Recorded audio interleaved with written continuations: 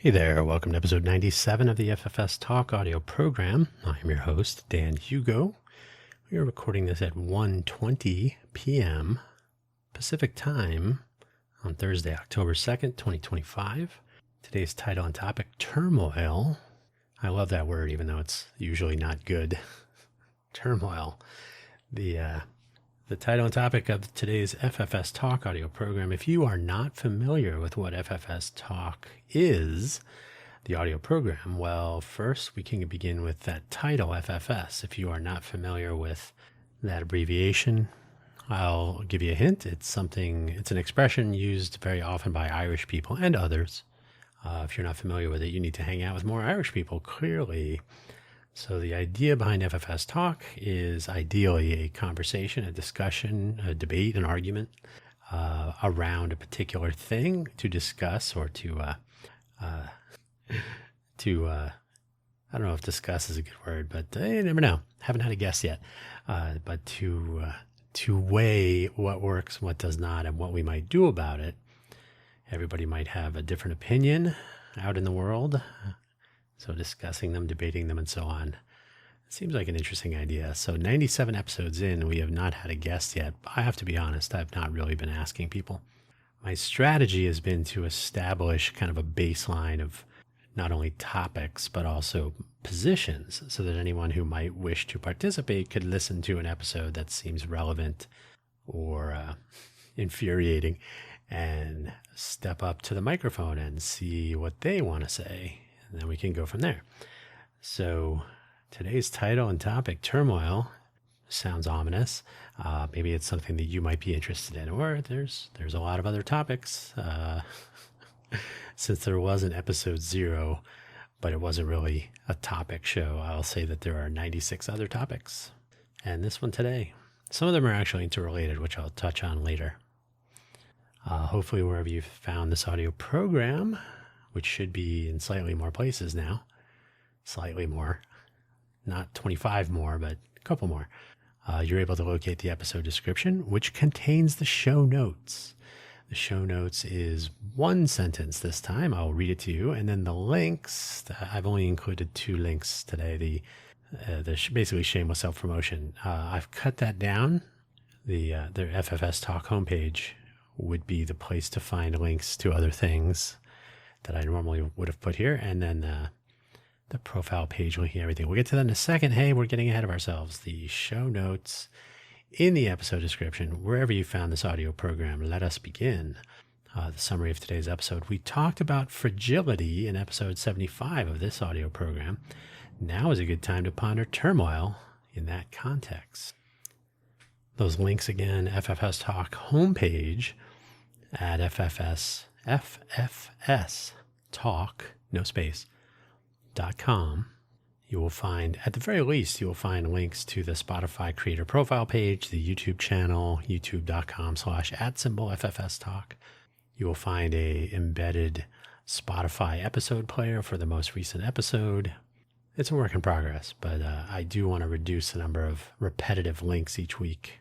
So if you're interested in finding out more about the shameless self-promotion stuff, you can start there, or you can visit the long-running, it's been around for about 5 years, I think, profile page linking everything. I used to call it Buy Dan a Coffee, but no, you don't have to buy me anything. You don't have to spend any money.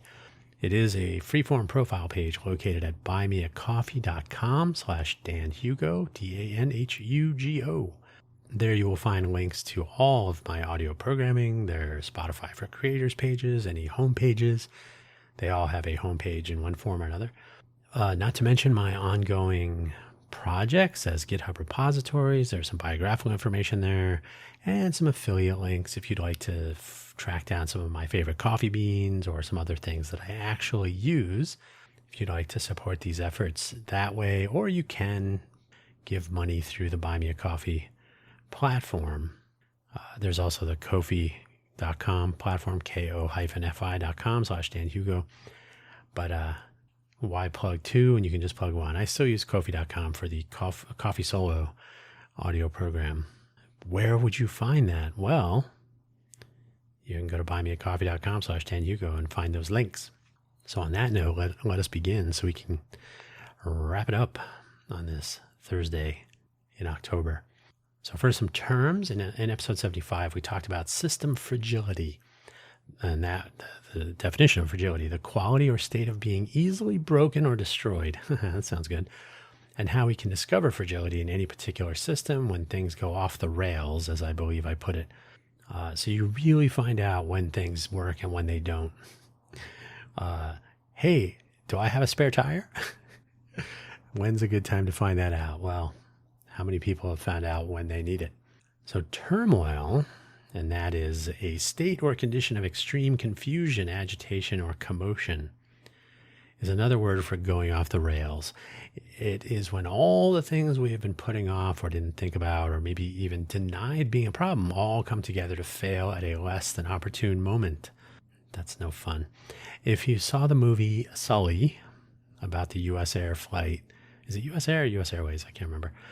U.S. Air, I think it is, flight that had to ditch on the Hudson in New York. You may remember various comments made in the cockpit, in situ, and in the hearings and other dialogue through the movie, presumably a representation of real life, that there were no emergency procedures in place, thus no training, for a 2-engine failure at such a low altitude. It was just not apparent.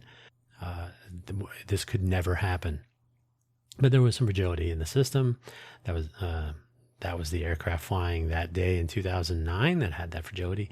I don't know if other airplanes had such preparations and such accommodations for a full 100% engine failure across all engines. But this was discovered amidst the turmoil of a low-altitude double bird strike, which led to a complete power plant failure, both engines, as we know. So sometimes you find out at the least opportune moments. That's not funny. Of course, everybody survived, so we can look back and say, ooh, that's a good learning experience. I think people did learn from that. I'm pretty confident about that. The FAA has been not too bad, as long as you're not in a Boeing 737 MAX. So there's big and little. I mean, I'm kind of using, those are my terms. They're not official jargon.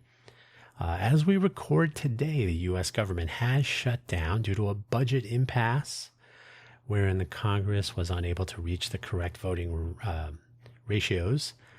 I wrote rations. That's kind of funny. The correct voting ratios in the House and the Senate to pass a budget or a continuing resolution or whatever they need to do to keep the systems up and running.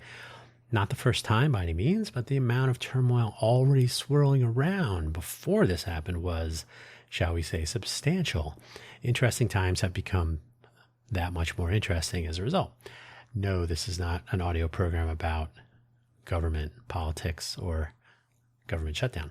Although government shutdown does play a role in some turmoil or attempts to recover from it, so it's relevant, but not the main focus of today. Closer to home, who doesn't have a little bit of turmoil now and then, right?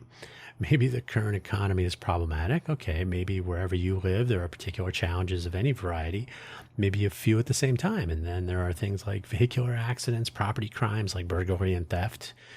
Who really plans for those? Is today the burglary day? Medical emergencies, fire, the list of possibilities goes on from there. Somewhere in the middle, there's the collision of the big and the little.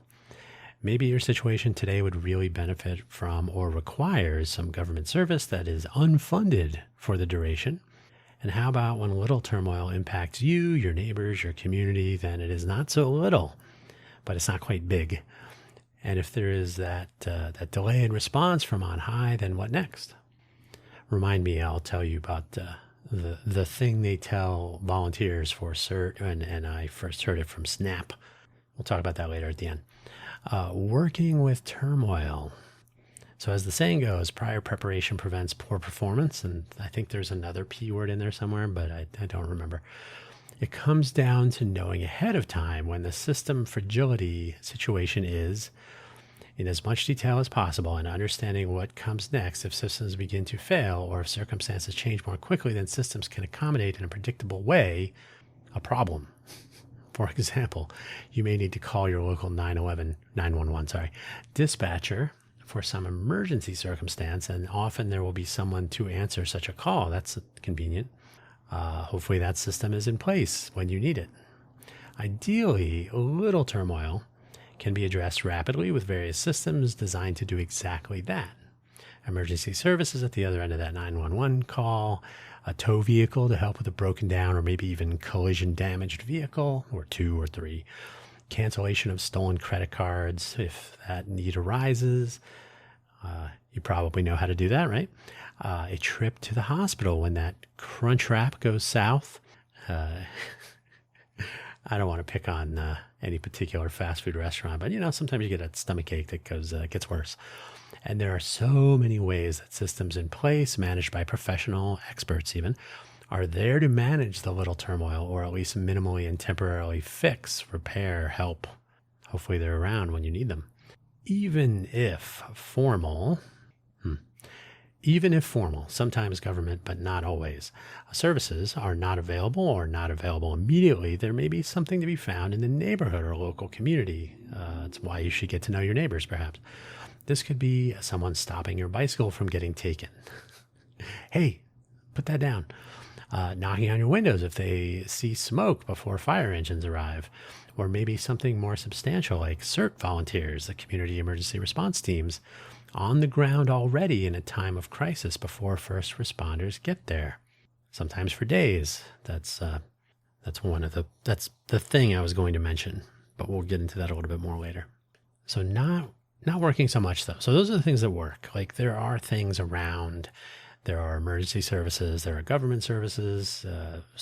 Usually those are one and the same, but not always. And then, of course, there are helpful, friendly neighbors. There are people who volunteer and who actually put the time in to get training to volunteer, to be there first. Civilian first response. It's an important part of the system, so often underappreciated. But some things are not working so much. These are my observations. Yours may differ. Hence the whole entire motivation for all of this audio programming. Problems, those are real problems, become apparent when fragility is exposed. How often do you see reminders which services are closed for a particular federal or even state holiday and think to yourself, I forgot that the banks were closed, the post office was closed, that this was going to be, I can't go here, can't go there, can't do this, got to put that off until next week, etc. What happens when services become unavailable yesterday? Were you ready for that? Was anybody? I mean, that is true, right? Yesterday was October 1st. It's a government shutdown. Any number of services are no longer available until the budget crisis, before the government shutdown comes to an end. Do you know which ones?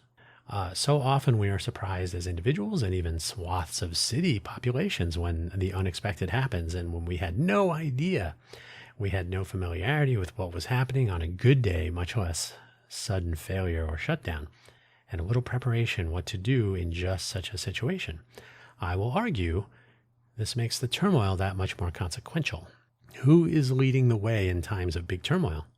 I am confident that we can all agree communication in times of turmoil or crisis, whether local, national, global, could be a lot. I left interplanetary out of there, but you never know. It could be a lot better, I should say. Poor communication can and often does lead to a lack of clarity. I mean, that's generally true in the world. A lack of understanding on the part of the population at large, who is not embroiled day to day in management or at least understanding of these various scenarios and preparation for them, and perhaps a lack of cohesion that may prolong the impact of the tumult. I don't want to keep using turmoil. It gets tedious. We should use tumult now and then. Of course, it does not help in the slightest that the public at large is never really prepared for a big turmoil. So communication and trust in the system are two missing ingredients, hopefully not missing everywhere. There are two essential ingredients that are often missing, as we have seen more and more frequently. Poor communication and lack of clarity will lead to loss of trust, as the information gap is filled by others who may have a different agenda or are conspiracy-minded, etc. We have all seen this, all of us, at this point. Unless you're in kindergarten right now, you may not remember it, but anyone older than that, okay, let's call it fourth grade. If you're in fourth grade now, you probably have some recollection. The really bad news comes when turmoil either causes system failures or cannot be addressed because of system failures, and communication cannot help with this so much. You can only describe so many things that are not working. That doesn't really help. it does help to be informed, but it doesn't really help to get around that. Depending on scope, sometimes it does. Depending on scope and scale, actual system failures can cascade into a real nightmare.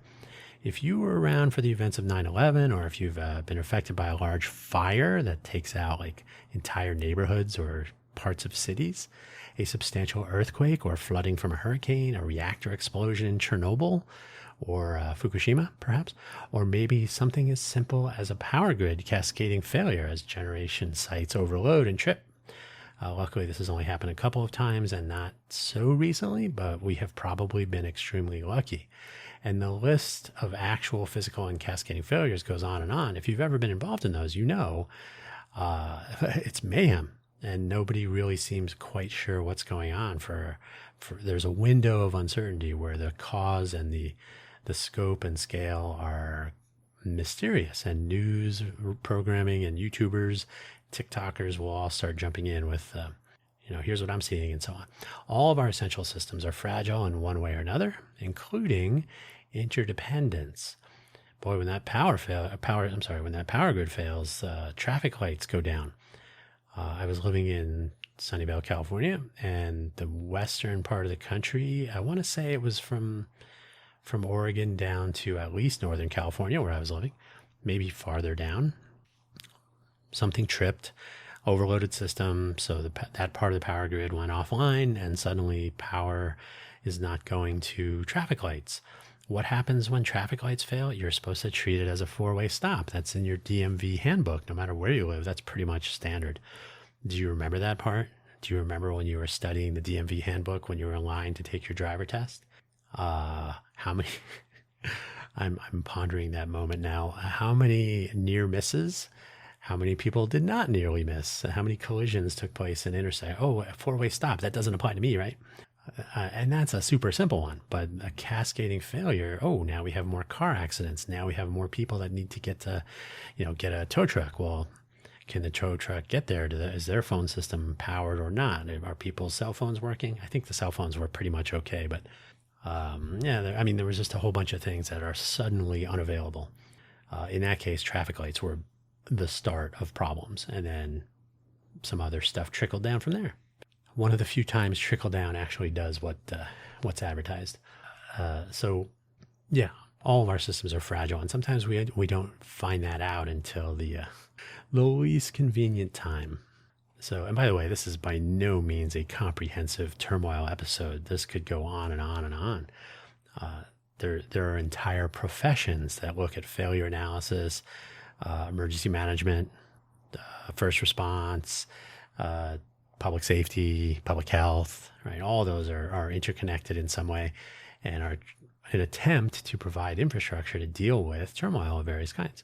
So what might we do? We as people, as individuals, on an individual basis, obviously, we can all get to know the systems we depend on just in case. We already covered personal supply chains a little bit in a previous episode. We talked about fragility specifically in a previous episode.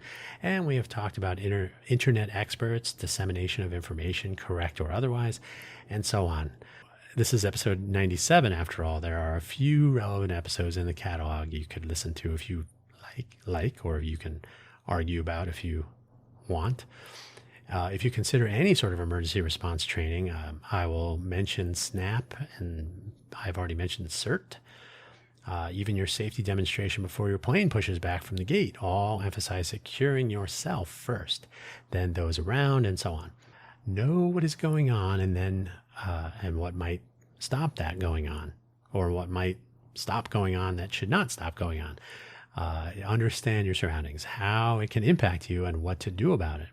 And your family and your neighbors and neighborhood and so on, building out from you. Oh, and pretend your mobile phone and internet connection are unavailable to really test yourself. Everybody's doing fine until their cell phone doesn't work. Think about the last time your battery died in your phone. Panic ensued. SNAP, by the way, Sunnyvale Neighbors Actively Prepared. CERT is Community Emergency Response Team. They're basically the same idea. One is city, one is federal. Talk about that more later. Get involved. I cannot emphasize this enough. I have mentioned CERT now and then, today especially, and probably have a CERT program in your area. It is run by FEMA, the Federal Emergency Management Administration. for now. Or your locality might have its own version of this. SNAP is my example. CERT isn't helpful in all cases. They can't help you with identity theft. They can't help you with medical emergencies. They're really designed for like a first response crisis, fire, earthquake, flooding, catastrophes. But by participating in this program or something similar, you are going to meet the people around you, maybe not next door, but in your neighborhood, in your locality somewhere, who are also thinking along these lines, and you will become more aware of the things that you did not know about. I found that to be true in Sunnyvale and here in Vegas. I did SNAP in Sunnyvale and CERT here in Vegas. I'm not saying that you need to be a prepper, though I wouldn't stop you, but there is something to be said about actually understanding your surroundings in a material way for when they stop working. Though participation through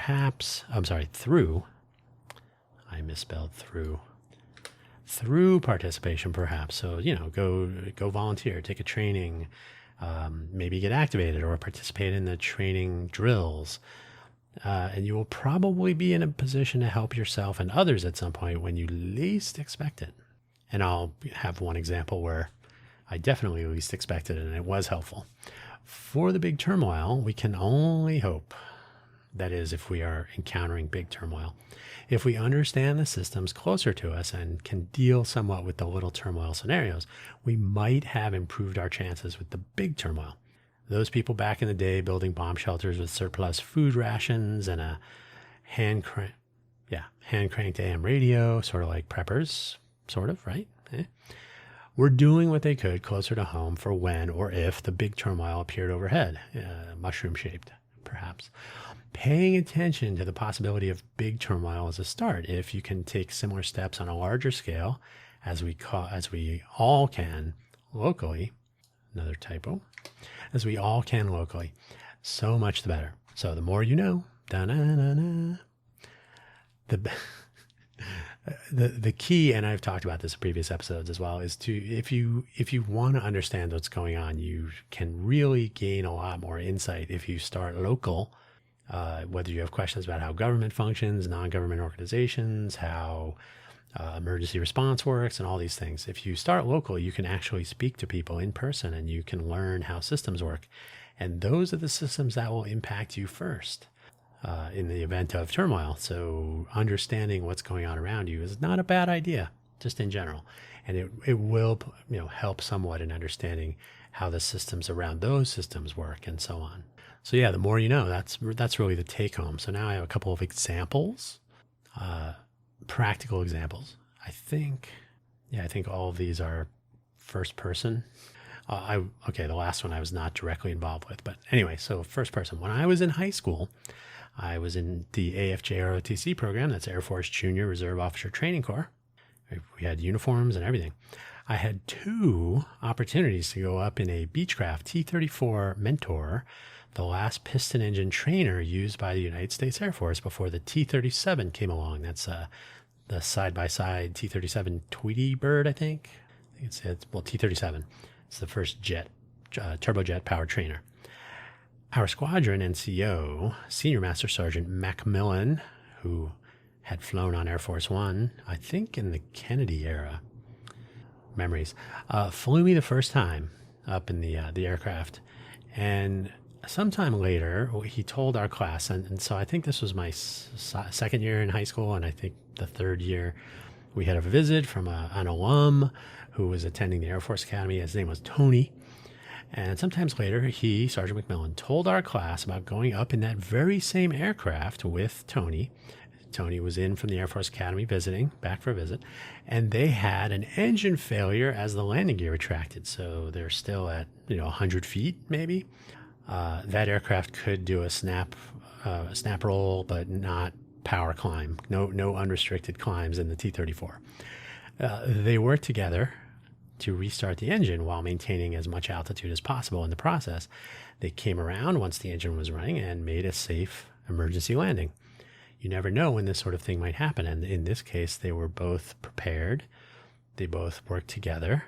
Not that they had trained together, but they did the basics. They remained calm, cool, and collected. The 3 rules of aircraft piloting or in a crisis, aviate, navigate, communicate. That's to the outside world, but they remained in communication with each other, and they were able to collaborate on getting that engine restarted while maintaining altitude, etc. So the story as they told it was pretty brief. I have to imagine there was a little bit of tension at the time. If you are not recalling your airline safety demonstration, there is one of several reasons to at least pay some attention no matter how many times you sit through it. I did sit through safety demonstrations in a couple of languages more than 100 times per year when I was traveling around for intel. They do it on every airplane flight, every time before you push away from the gate. So it's not days, it's flights. If the masks drop, you put one on yourself first, then help others around you. Why? Because if you pass out, you can't help anyone. Knowing what to do is important. Knowing how to do it, best practices, the order of operations, even more important. And the SNAP and CERT folks, Sunnyvale neighbors, well, I'm going to say this again, but anyway, Sunnyvale City program and CERT is the FEMA program. Pretty much the same thing. Start by helping yourself. Start by making sure you are secure, that you are uninjured, that you have your protection, your gloves, your hard hat. They give you this stuff. They have a whole backpack full of goodies. So a hard hat, some protective eye goggles, not goggles, but like lab glasses. They're protective, probably Lexan or something.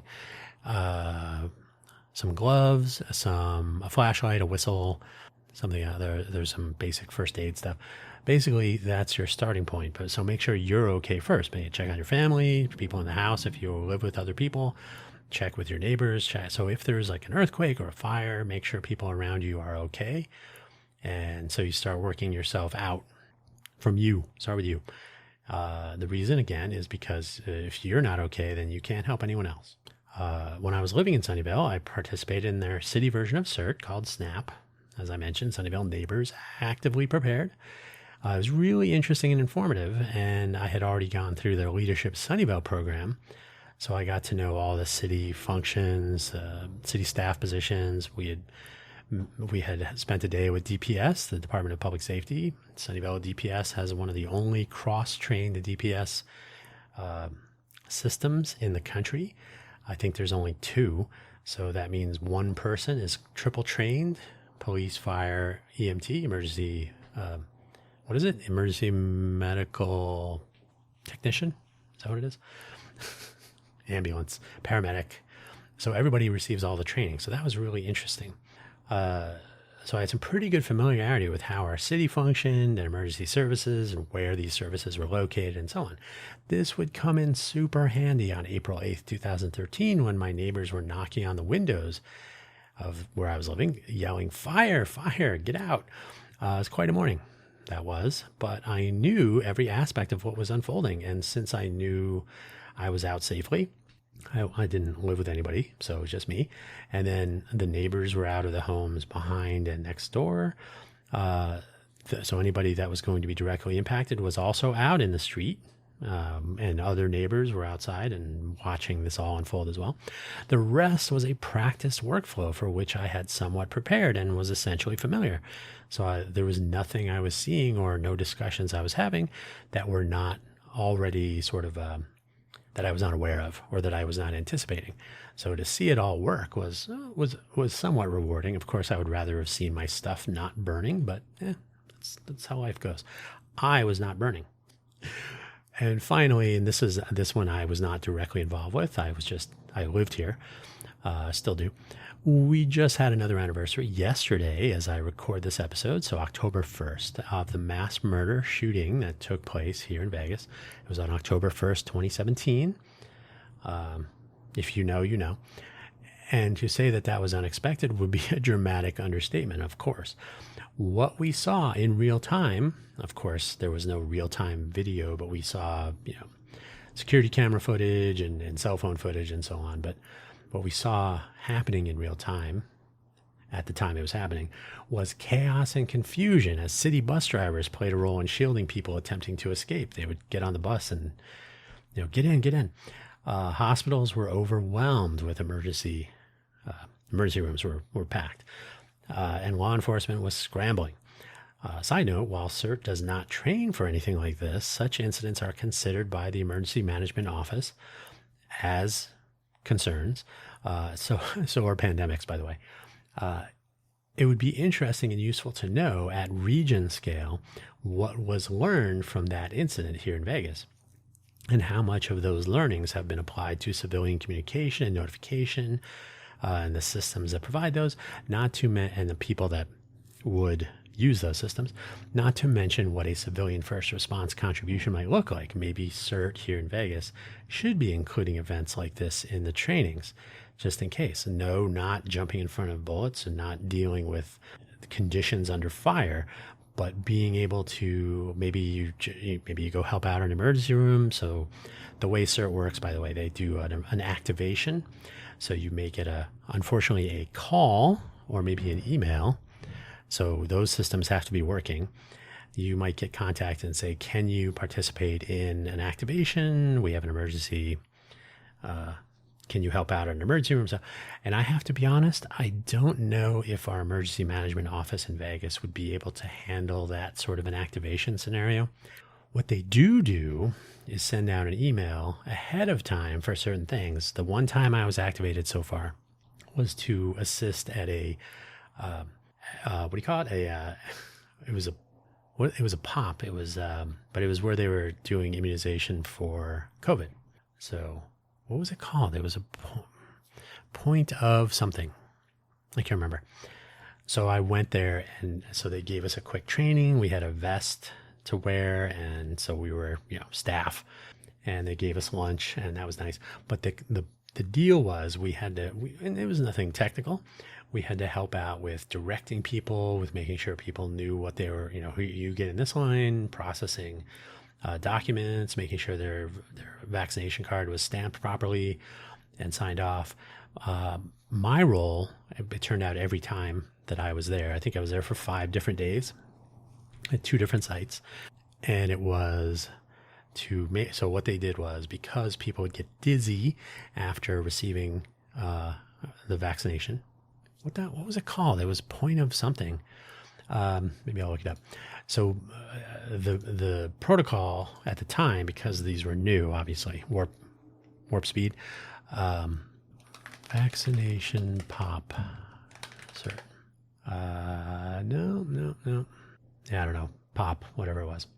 So there was a 15-minute, because especially since some people drove themselves and whatnot, so there was a 15-minute waiting period so we were doing, yes, in both cases, we were in a sort of a high school gym setup with retractable bleachers. So they had the bleachers out, and you would just go and sit. And so we had like 100 kitchen timers.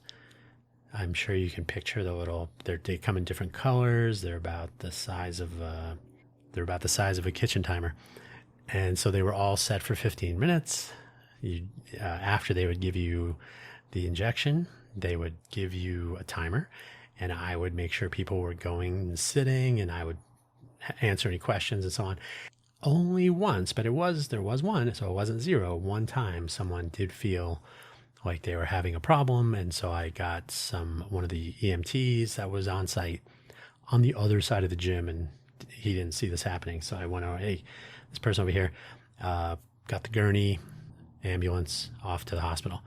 So, mission accomplished. I've participated in trainings and so on. So basically, the idea is to have a ready force of people who understand what's going on ahead of time.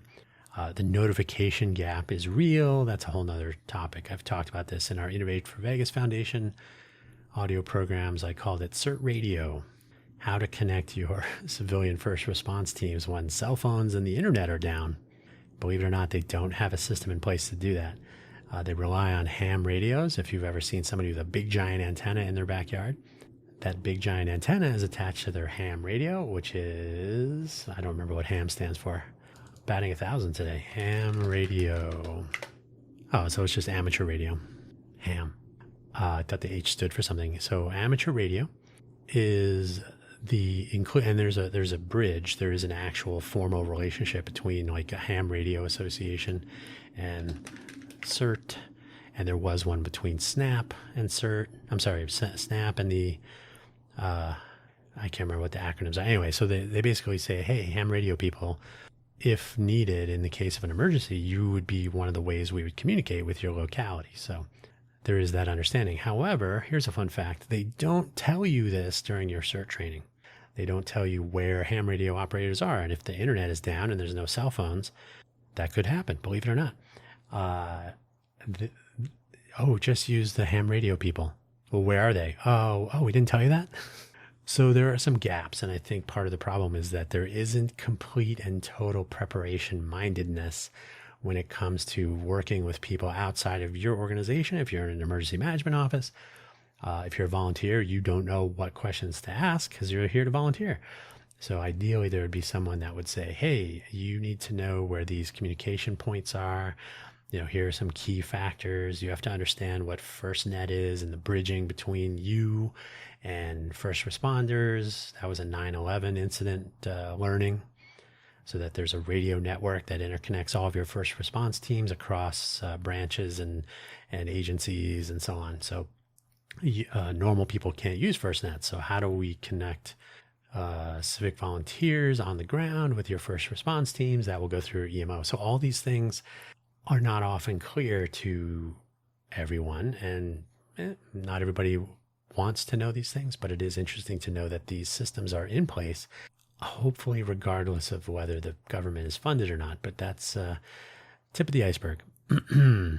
So that's where we'll leave it for today. But think about Turmoil, because we're kind of in the midst of it as I record this, and we'll see what happens. In the meantime, get to know what's working and what isn't and what you can do about it. That's where I'm going to leave it for today. Thank you so much for listening, as always. Take care, and fingers crossed. Bye-bye.